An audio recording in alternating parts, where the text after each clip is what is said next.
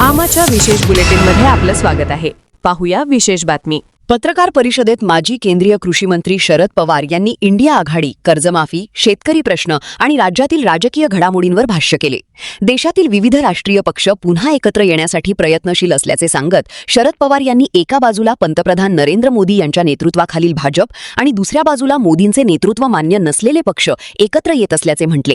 प्रमुख नेत्यांशी चर्चा करून सकारात्मक मार्ग काढण्याचा प्रयत्न सुरू असल्याचे त्यांनी सांगितले. कर्जमाफीच्या निकषांबाबत ग्रामीण भागात नाराजी असल्याचे नमूद करत सरकारने त्यावर पुनर्विचार करावा असे ते म्हणाले. वादळी वाऱ्यामुळे केळी आणि ऊस पिकांचे मोठे नुकसान झाल्याची माहितीही त्यांनी दिली. रोहित पवार यांच्या अन्नत्याग आंदोलनाबाबत संध्याकाळी चर्चा करणार असल्याचे त्यांनी सांगितले. तर छगन भुजबळ यांच्या राज्यसभा नियुक्तीबाबत कोणतीही माहिती नसल्याचे स्पष्ट केले. शेतकरी आत्महत्यांबाबत चिंता व्यक्त करत उपाययोजनांची गरज असल्याचे त्यांनी म्हटले. तसेच एल निनोच्या संभाव्य परिणामांवर सरकारने योग्य नियोजन करावे असेही पवार म्हणाले. आज आहे पण आम्ही पुन्हा 15 दिवसांनी 15 दिवसांनी बहुत लोकांना बोलून त्याचं काहीतरी मार्ग काढू. मार्ग निघेल याची मला खात्री आहे. आजची जी मिटिंग आहे ती एक जनरल रिव्ह्यू घ्यायची मिटिंग आहे, आढावा घ्यायची. या मिटिंगमधून एकदम स्वतःची भूमिका पुढे घेऊ नये असं सूत्र मांडलं जाईल. राष्ट्रवादी काँग्रेस पक्ष यांच्या वतीनं सुप्रिया सुळे त्या मिटिंगला गेलेल्या संध्याकाळपर्यंत त्याचा आउटकम काय करेल. त्याच्यानंतर आम्ही दिल्लीमध्ये बसून त्याचं मार्ग काढून हे काम पुढे घेऊ.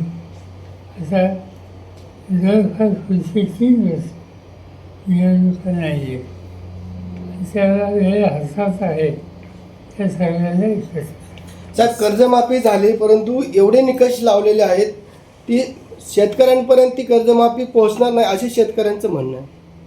त्याच्यातच आहे पण त्याच्या अशी असलेल्या त्या अशी थोड्या असे दिसतात.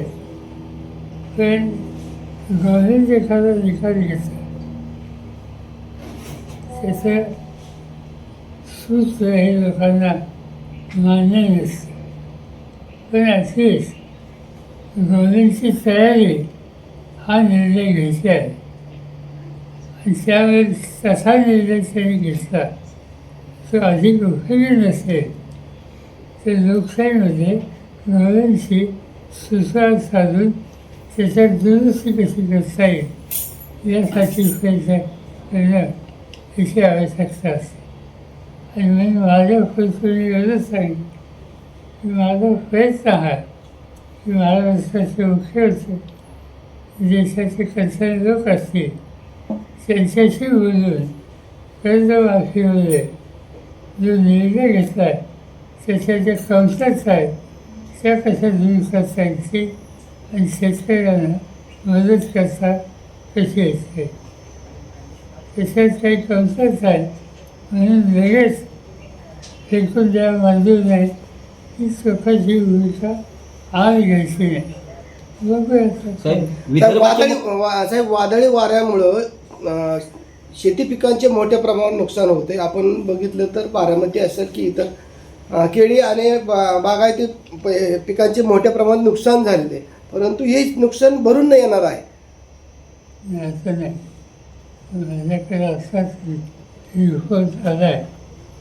नुकसान झाले कासेश्वरी वगैरे त्या भागात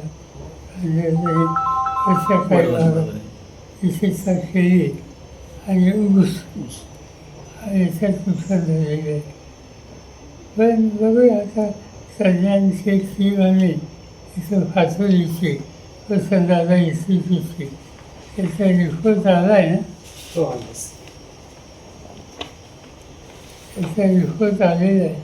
त्याची पाहणी केली आणि काय करायची गरज आहे त्याच्या लेखी आज नियोजन आमच्याकडे आलेले आहे. आणि याच्यामध्ये आज शास्त्रज्ञ त्यांचे गेलेले आहेत. बघूया आता निसर्ग त्याच्या तुमच्यामध्ये असतात. साहेब तुम्हाला आता राजकीय देशाची आर्थिक राजकीय सामाजिक परिस्थिती कशी दिसते?